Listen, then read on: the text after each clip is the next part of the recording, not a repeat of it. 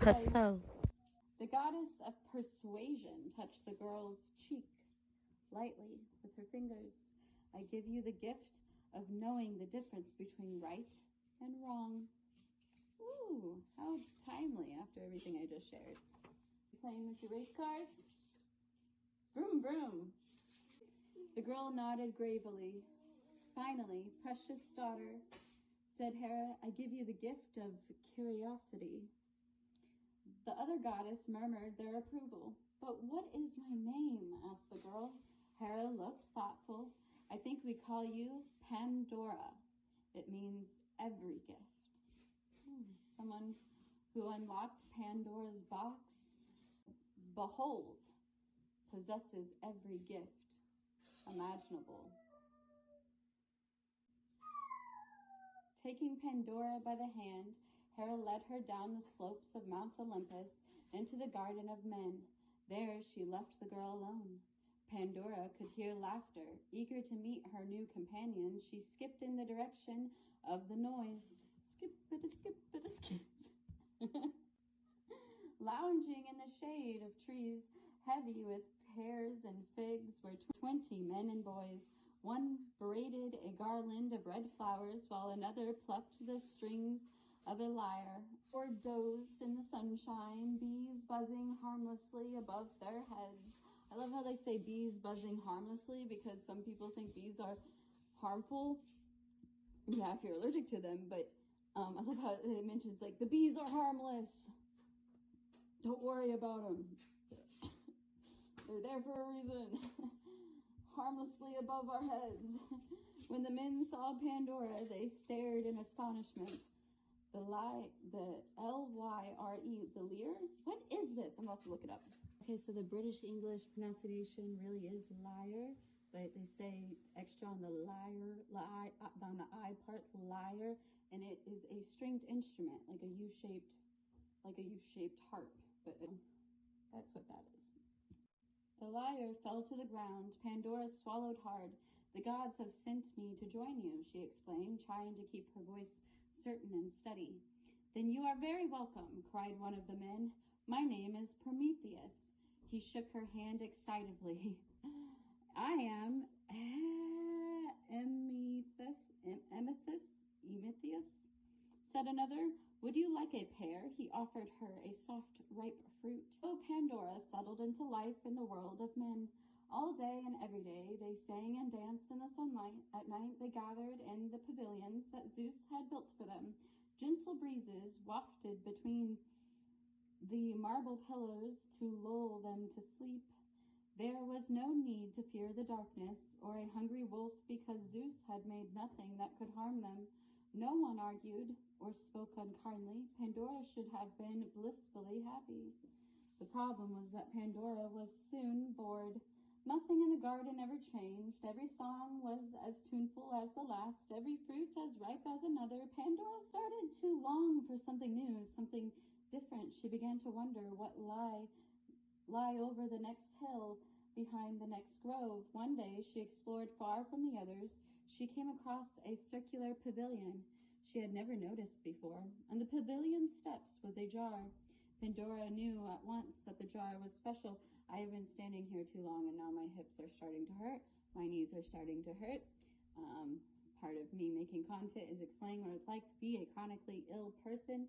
And let me tell you, it's starting to hurt. I want to sit down, but I'm going to finish this page before sitting down and just show you what I do when it starts to hurt, because a lot of times you cannot sit in line. And when I was a kid, and I'd be waiting around for my parents to talk, and they'd be talking and talking and talking, or we'd be waiting in line, and I just want to sit on the ground, and eventually I'd sit on the ground because it just hurt too bad to stand, and then I was told that was inappropriate and I needed to stand up. And then if I'm waiting in line and I saw a chair nearby, I would just think, okay, well, it hurts, I'm going to sit in this chair. And I pull up the chair and put it in the line and sit down. And then everyone looked at me like, how dare you? That is like inappropriate. I'm like, what do you mean? Like, my body requires this and I'm going to give it what it needs. But everyone said, no, it doesn't need that. And so then I denied my body what it needs based off of what other people who weren't in my body told me to do. So now I sit here and push myself past my limit. So this is me learning to stand on one foot and then switch so I can give one hip a break before switching to the other hip. But if I do that a little too much. My hips will still block. Yes, that is possible. But it happens. I used to like do modeling, and I'd stand there and I'd be like, all right, get that butt out, tuck the tummy in, and then I'd pop the hip, and it would actually go out a little too far. I'm like, oh, fuck. So anyways, you know, welcome to being hypermobile, having EDS, but okay, anyways, it's fine. People be like, oh, you're too pretty and young to be like that. Like, pretty and young ain't got nothing to do with being disabled and chronically in pain. Are you fucking kidding me? But anyways, all right, let's move on. The circular pavilion. She had never noticed before on the pavilion steps was a jar. Pandora knew at once about that the jar was special. It was made of baked clay, its surface painted with a bright and intricate pattern. She had never seen the men make anything like it. Yet skilled hands had spent many hours creating this jar. She wondered what was inside. She put her hand on the lid. Stop, yelled a voice. Epiphymus was sprinting toward her. Don't open it. Why not? Gasped Pandora. Epiphymus, I don't know, I'm about to look that up, looked frightened. But why was he frightened when there was nothing in the world to fear? Zeus told us not to, stammered.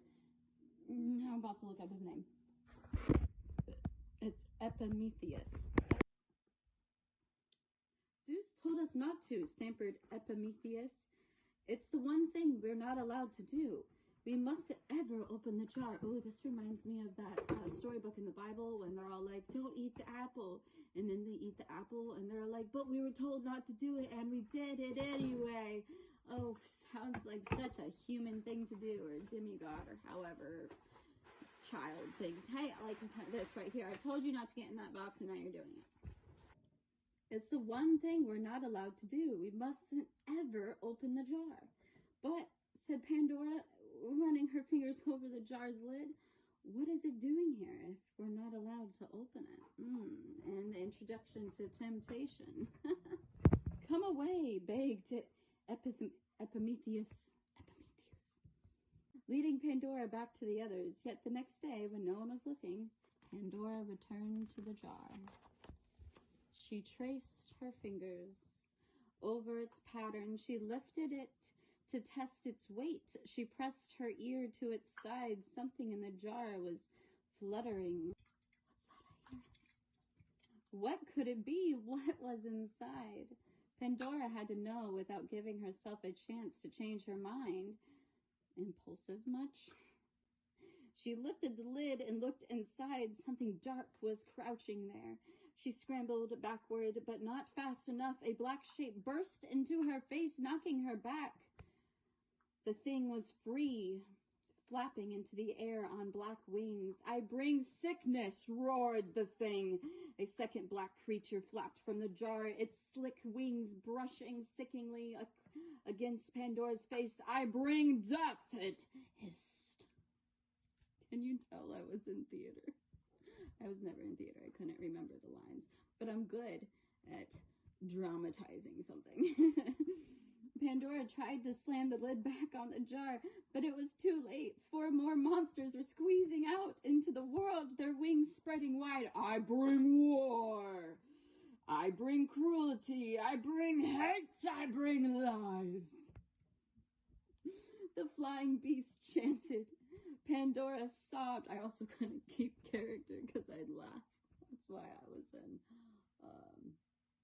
my child is drinking mouthwash. It's children's mouthwash, so at least it's safe. Hey, baby, does that taste good? Yeah, that's your brother's. You weren't even supposed to find that. That's his.